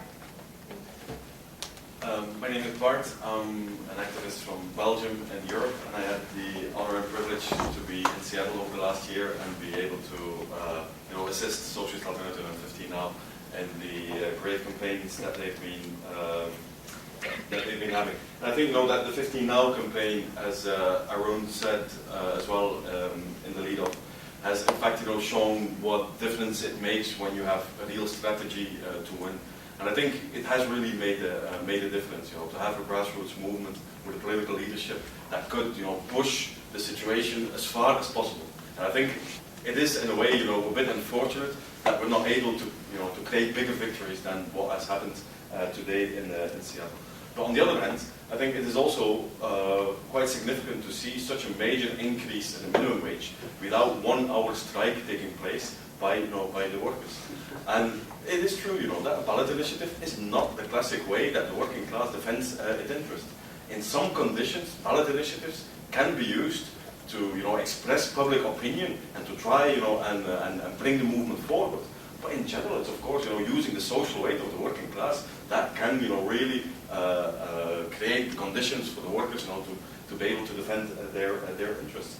And so, creating a 60–70% wage increase of the minimum wage, without 1 hour strike taking place, I think is quite significant. It shows what could be possible nationwide when you would have a labor movement that has not only, the organized power, but also the strategy and the combativity, to be able to push forward. And so the issue of a ballot initiative, I think, is quite complicated, and it was something that we had to really seriously discuss over the last months. Because if you go for a ballot initiative, you have to, be sure that you have a chance of winning. And we had to recognize that without the support of the main labor organizations, it would have been very difficult for us, to withstand the whole wave of propaganda that would be unleashed over Seattle. Because the whole city council would have supported the mayor's proposal, all the main labor unions would have supported the mayor's proposal and so on, and would have spoken out against the ballot initiative. And so to be in such an isolation and still go ahead, is not the most easy situation. And that's why at this moment we're considering whether yes or no, we just have to claim this victory, consolidate it, and build for the next step, the next fight that will definitely come up very soon. And there's no question of demoralization in Seattle at this moment. On the contrary, there's a huge boost of confidence amongst the working class that is taking place. There's groups of workers and different workplaces, like University of Western Washington, I think it was, that have started to fight on the issue of the minimum wage, and that won $15 an hour on their in their own workplace, stimulated by the movement that took place. The custodians at the University of Washington are doing the same now at this time. There's been groups of workers trying to defend their interests by having a voice on the city council, approaching Sharma for support and so on. And there is, in contradiction with the rest of the country, I would say, an interesting poll at this moment in Seattle, and is that apparently people living in Seattle are getting more and more optimistic about about life. It's a bit in contradiction with where society is going. And I think you can only give one real explanation by it. It's not that the cost of living in Seattle is getting better or whatever, the living conditions in Seattle are getting better. But there's a mood in the city that things might actually change in the favor of the majority in the next period. And it's creating a certain confidence and optimist mood in society. And maybe, just to finish, I think what has happened over the last months has been an important school for a layer of activists and people that have been consciously looking what is going on. Unfortunately, of course, a real mass movement would have been a better school to create a class consciousness in society, a socialist consciousness, socialist understanding of how the society functions. But in a limited way, it has already created that kind of school, thanks, of course, to the fact that Socialist Alternative was able to create the conditions these conditions over the last year. And maybe, just to finish with an anecdote, there's several journalists, of course, that have written about what's going on in Seattle. One of the local journalists, her name is Erica Barnett. She's known for not being the best friend of Sharma, definitely not. She was, for example, the journalist who wrote, hit pieces on Sharma in the election campaign, on Sharma's personal life and so on, which was really, you know, trying to undermine Sharma's campaign. It was an operation led by the Democratic establishment. But she wrote a couple of days ago, Erica Barnett, that same journalist, she concluded, finally, she says in an article, a quick analysis of today's vote. The obvious winner, Mayor Murray, who has unanimous council support for a proposal that was hard fought and hard won. The less obvious, but maybe even bigger winner, Councilmember Sawant, who can take rightful credit for pushing for and winning the highest minimum wage in the country, a victory that will win her national attention, and that on a local level proves that she sticks by her convictions. And I think, you know, even bourgeois journalists, you know, have to recognize, you know, at this moment that there's, you know, of course they all have played their role, you know, Rolf and Murray and so on, but there's in fact only one real reason why this is happening now in Seattle, and that's because of, you know, Councilmember Swan. And I think it's an interesting lesson to see how you can, you know, turn an electoral victory into a real platform to build working class interest. Thank you. Toya, I got you guys. Thanks. A lot of masculinity in this room, so I'm going to speak a little bit. Just to give people a perspective of how big of a victory this is, I started working 10 years ago. I'm 25 years old. 10 years ago, I'm from Massachusetts. The minimum wage was $6.75 10 years ago. And today, the minimum wage is $8. So that's a $1.25 increase in 10 years. And in Seattle, $9.32 to $15, not good at math, but that's about $6 increase in 10 years. So it's a huge victory for working people. If we really want to talk about class consciousness, we need to meet people where they're at. But like they were talking about, this movement needs to continue. We can't stop in Seattle. Yeah, it's a victory, but for the Seattleites, we want a victory too. So the only way to keep this movement going is we need to keep building in cities. We've got New York City, we've got Philly, we've got Chi-Town. We need you to build in your cities, wherever you're from, or help build here if you're from New York. So, in New England, for example, in Massachusetts, we're running a ballot initiative to get 15 on the ballot. You can do these different things in your community. Whatever, you know, you look at your state, you look at your laws, and you see what you can do in your areas. And we need to be on the offensive because states like, for example, Oklahoma. In Oklahoma, the cities were allowed to set their own minimum wage like Washington. The governor heard about what happened. What did she do? She signed saying cities can no longer set their minimum wage, like New York. Cities can't set their minimum wage. So we need to be on the offensive because they're trying to fight back against us. But let's not forget that we as 15 now, we can't do this alone. People have questions, well, why didn't 15 do this? Why didn't 15 do that? It's the working people, it's the masses that need to lead this movement. Yeah, we have ideas, we have suggestions, we know what to do, we're trying to guide people, but we need mass support from working people, not from big business. That's the key. We do not take money from big business. This is working people. So to get this victory in Seattle of $15 an hour, we had to raise $150,000. We had to buy signs, these cool shirts that you see everybody wearing, literature. We had to rent venue space. All of these things add up. We need to send people places to organize in these rural communities where the people really do need $15 an hour. You want to talk about people who need $15 an hour, go to the Deep South. So we need to raise $150,000 more so we can keep the movement going. The way we do this is through sustainers. Sustainers are people who pledge, who vow to give a donation of, I don't know, $15 a month to keep the movement going. In this way, we can plan. We can plan what we're going to do. We can go places and help spread the word. So there are forms up there behind Jess. Everyone can sign up to be a sustainer for $15 a month. You can grab your t-shirts as well, and don't forget your button. Thank you.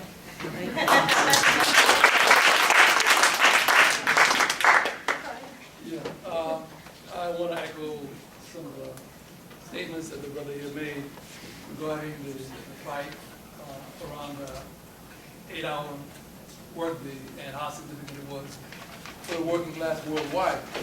And I think that a lot of people in this country have forgotten even the history of the labor struggles here in this country, where at the turn of the 20th century, like 25,000 people were dying yearly of workplace injuries.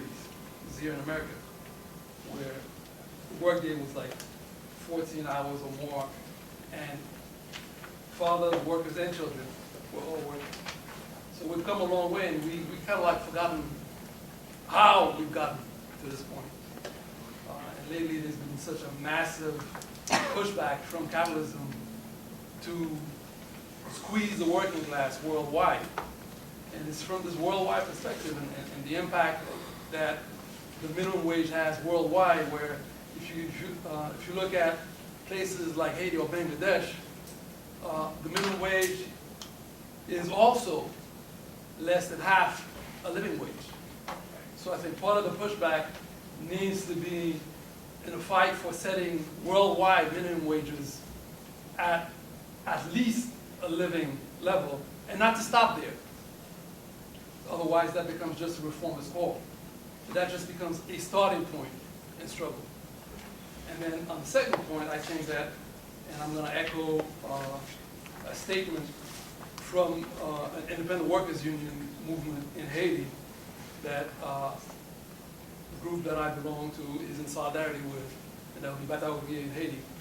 And the Bataourie Solidarity Network here, and one struggle overall, an organization also that I am a member of. And that is a call to not only push for that as a clear platform worldwide, but also to start to build regional alliances between workers' movements so they can attack specific chains of suppliers and merchants to put pressure on specific companies to comply and respect workers' rights and build from both ends so that there is a process in place for workers to build international unity around the most oppressed sectors of our working class internationally, and use that to inspire raising world-class, working-class consciousness and developing the militancy of the working class worldwide. And I have a statement from Bataourie in English. If anybody is interested, please see me afterwards, and I'll be glad to point it out. I would have also, I'd like to hear the position of socialist alternative with regard to that. And I also have one question, I would say. I was talking with Jess before, and I think anybody who calls themselves a leftist recognizes the limits of electoral politics in terms of a complete transformation of society.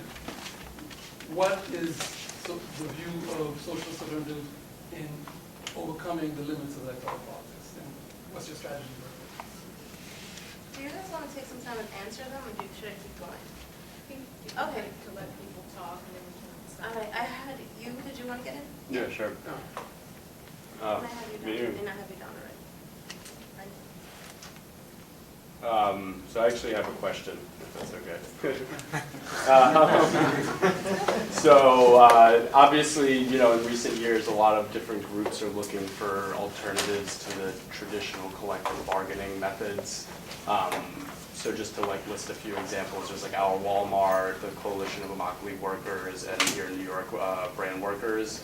And I was wondering how any of you feel about their tactics, how they compare to what you guys just went through, compare, contrast, critique, support, not support. How about it? Okay. You with Brad, behind. Did you? Yeah. Oh, I guess I missed a couple of minutes when you guys first started, so maybe you guys answered this already, but what's next for you? And I was wondering if you guys work here in New York, what sort of infrastructure you might have or might not have. And just to, I guess, echo a point that the gentleman with the plaid shirt said earlier, I think New York might be the kind of city he was talking about where it's clearly moved further, well, I don't know, arguably it's moved further to the left with the election of de Blasio, the rise of certain candidates around the city, on the city council who are much more progressive than the people they ousted. So maybe the political spectrum is appropriate now for something like what you guys did in Seattle. I don't know what your take is on that.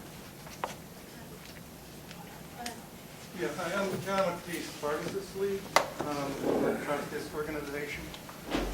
This is sort of like the 8-hour day. That was won through really, really hard, very often very bloody class battles. And that's how most of the gains of the working class have been won, and victories for the oppressed, from the building of the unions in this country, particularly the industrial unions, through hard general strikes led by Trotskyists and other Reds.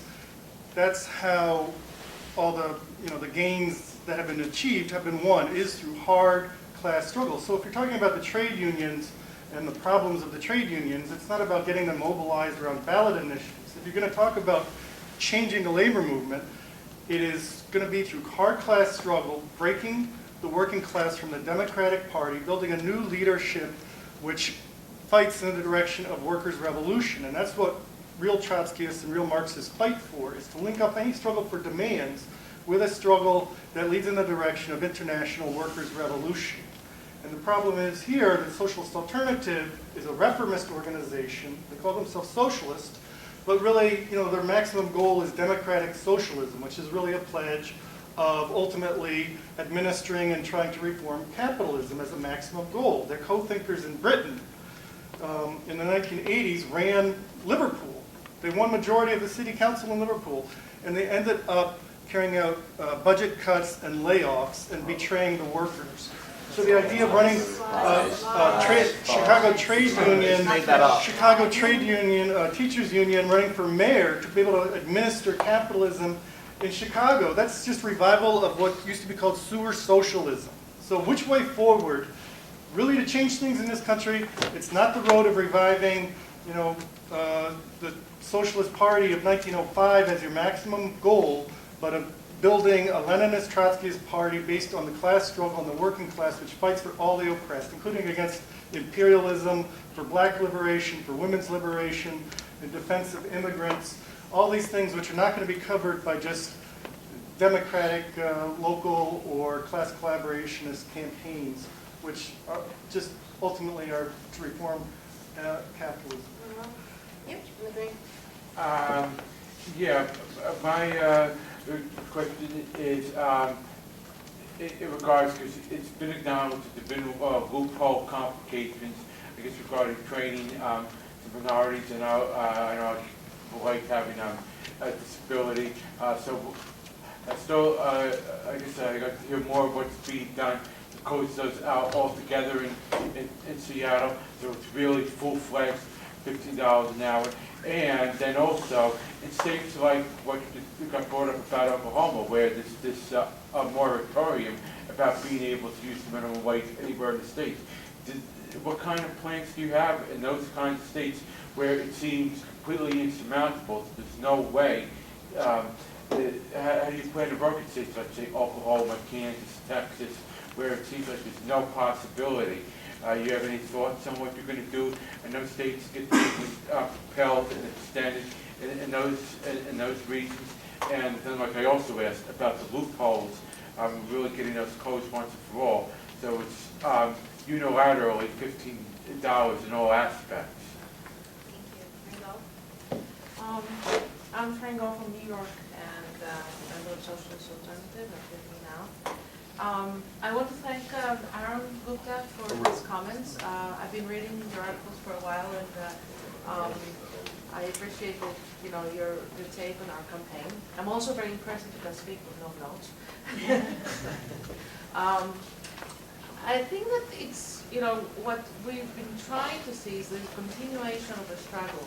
Like out of Occupy Wall Street, we discussed, as other speakers said, we discussed how can this experience where class is suddenly in the forefront of most activists in the working class in the world, how can we take this forward? How can we use this to make our political work relevant and effective? And yes, if you don't want to work with, on a single issue campaign, it's fine. But the rest of us, we need to be able to rebuild our fighting muscles. We are and I want to echo the comment that this is the first proactive offensive struggle we've engaged in years. After a series of defensive struggles, some of them we've won, very few of them, but most of them lost as a labor movement over the last 30, 40 years.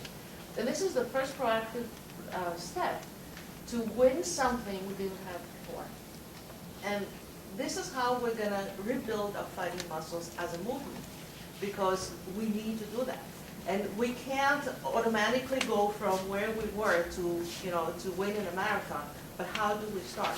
These are things that we can start doing, campaigns that are relevant, and also they give our class a sense of accomplishment and a sense of confidence to carry other struggles. And there are so many issues that eventually we're going to fight on, whether it's healthcare, whether it's union rights, education, there are all these, but we are starting something that we need to, to carry forward. And the other thing I wanted to say is that during the campaign, I did feel, Sham's campaign, I did feel a bit sorry about Mayor Murray, because she totally stole his thunder. Here he was, a progressive mayor, the first gay mayor in in Seattle, and nobody was talking about it. Every single news outlet, nationally, locally, national, and internationally, were talking about Shama, about the open socialists who dared to fight and win a position in Seattle. And I have to say, if I were in his shoes, I would be very disappointed. So. Thank you. The last, I'm going to close back with Megan. Yeah. Hi, I'm Megan. I'm from Socialist Alternative and 15 Now in New York City. And first I would just like to thank Jess and Jesse for the roles that they've played in 15 Now in Seattle.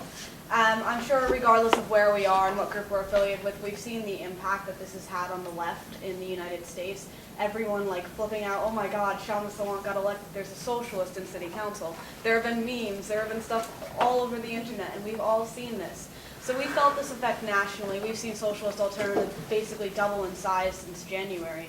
And I would just like to have further discussion about the impacts that this has had internationally, since we know that CWI is on every continent except Antarctica, obviously. Do you guys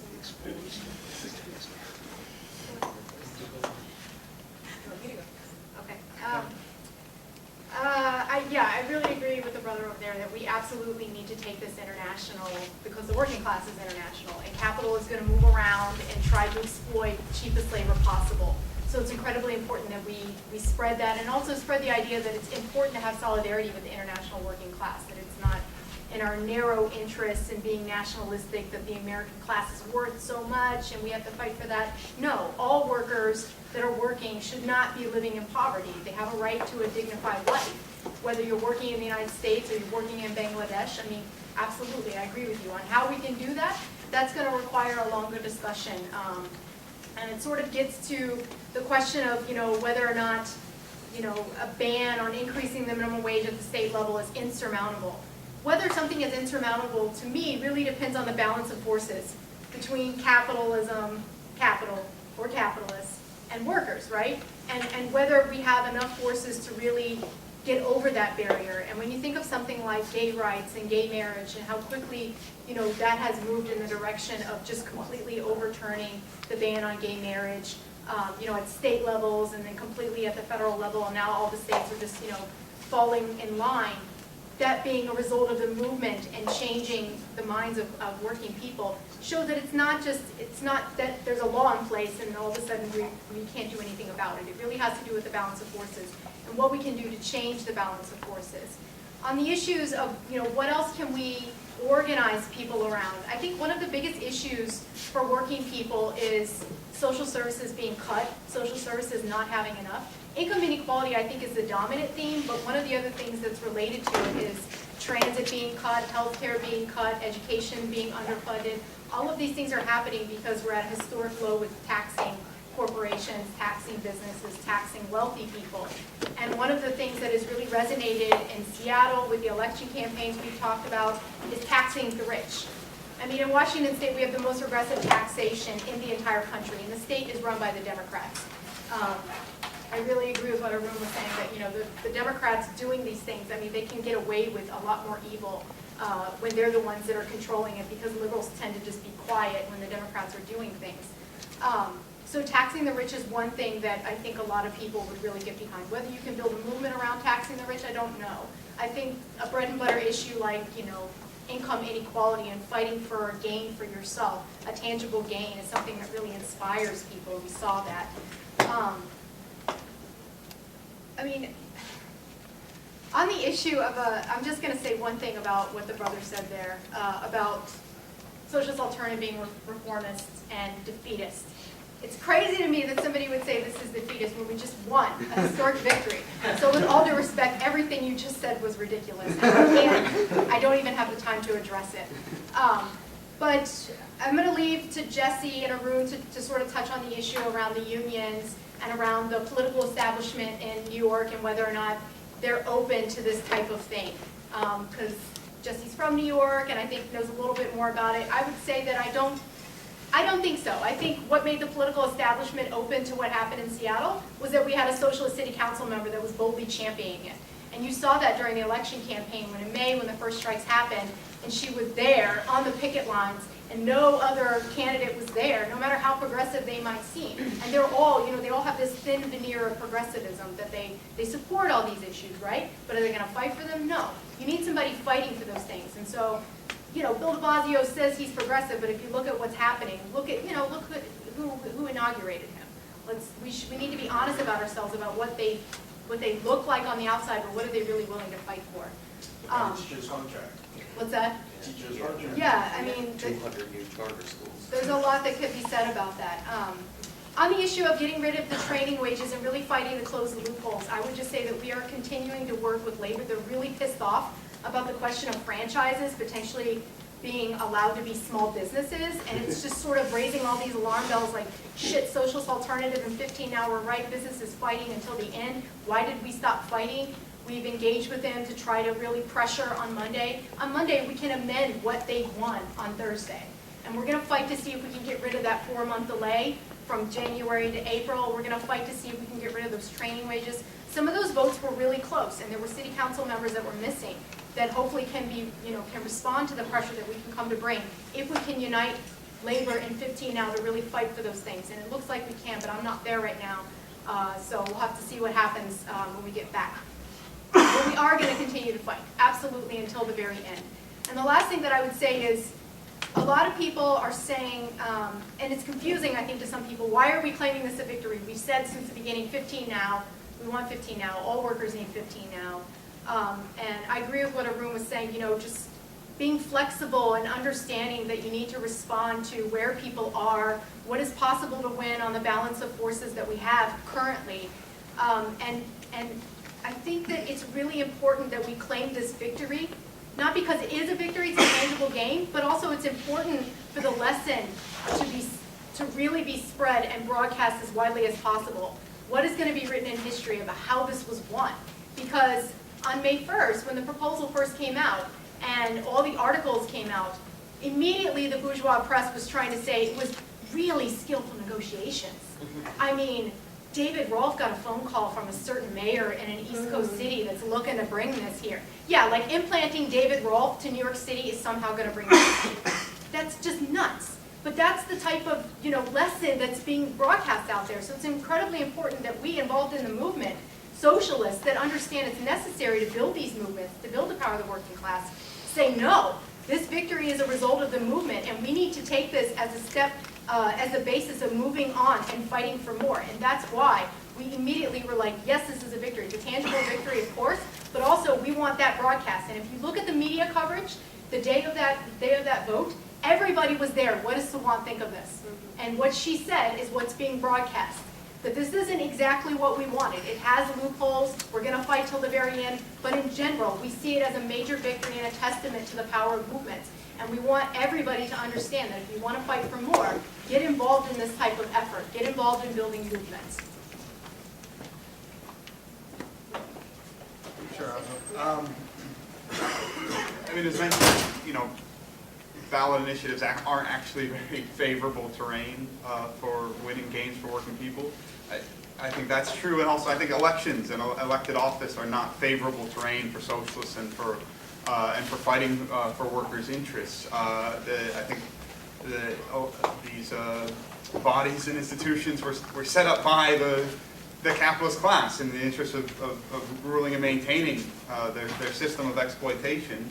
And I think ultimately, we'll need to dismantle these institutions, build real new institutions based on workers' democracy if we want a real free and egalitarian and socialist society, but I think we have to use every possible tool that's available to working people in an effort to build the movement, build the confidence of working people, raise the level of consciousness and understanding about the system that we're trying to fight against. And in that sense, yeah, using the elected office, I think we showed with the seat that we won with Sean so on, how we can use it as a voice for working people, how to use it to expose those that are actually, in words, speaking for working people, but in actions actually representing big business. When it came to the vote in the select committee, when we put forward every amendment to strengthen it clearly, getting rid of the big business phase-in, the tip credit, training wages, clearly in the interest of working people, we forced them to vote against that in every case. We showed people, and this is a lesson that people have to see because they see these city councilors up there saying all kinds of, Mike O'Brien is the favorite at SEIU at these actions. One of the city councilors, I support you with his big smile and raising the minimum wage and stuff. He's voting against. Them. So, I think we played a tremendous role in finding a demand around which we could mobilize people and campaign. Yes, it was around the question of a ballot initiative, but just the fact that the Labor Coalition had to kick us out of the coalition when we went down that path because it disrupted their strategy of trying to collaborate with the representative figures. It showed that it pointed in a different direction. It pointed in the direction of mobilizing from below to fight. But that's not sufficient. And I think we absolutely have to revive the methods of strike action. We absolutely have to revive the labor movement on real fighting lines. I think to the brothers' questions about some of these alternative, like our Walmart worker centers and so on, and then some of them have done. It's a much bigger discussion. But some of them have done some interesting work, getting people active and so on. But it seems like an attempt to sort of skirt around some of the problems that the labor movement faces, attempt to get around some of the legal barriers that they face instead of trying to challenge some of these barriers with the type of mobilizations that we've seen, the type of actions that have won in the past and can still win. But we need to do it in a way, I think, that takes into account where consciousness, where people are at, and what they're prepared to do right now. And I think that is the big question: is what are the next steps? I think one of the key things is to proclaim this as a victory clearly, and to spread it, and to give people confidence, and to bring the lessons of how it was won, of what role the Democrats play, what role the labor leadership played, what role the socialists played, what role working people played. And again, specifically here in New York, I think that is a bigger question, but I think there's huge opportunities in a giant city like this with so many people working at low wages to mobilize around these demands. And when it comes to de Blasio, the fact that he's the one, calling up David Rolfe, I think is an indication. David Rolfe's role in this was to put a brake on the movement. I think that speaks volumes to what he's looking to do, to whip up this populist sentiment in order for support, but in reality, he's trying to temper the movement, and I think that is obviously the crucial thing: is how do we build on this victory? How do we give people a vision of the type of movement which is necessary to fight on the minimum wage, but on housing, on healthcare, on education, on the environment, all kinds of issues, and how do we link them together in a struggle that's going to transform society, that's going to challenge the whole system and fight for a socialist future.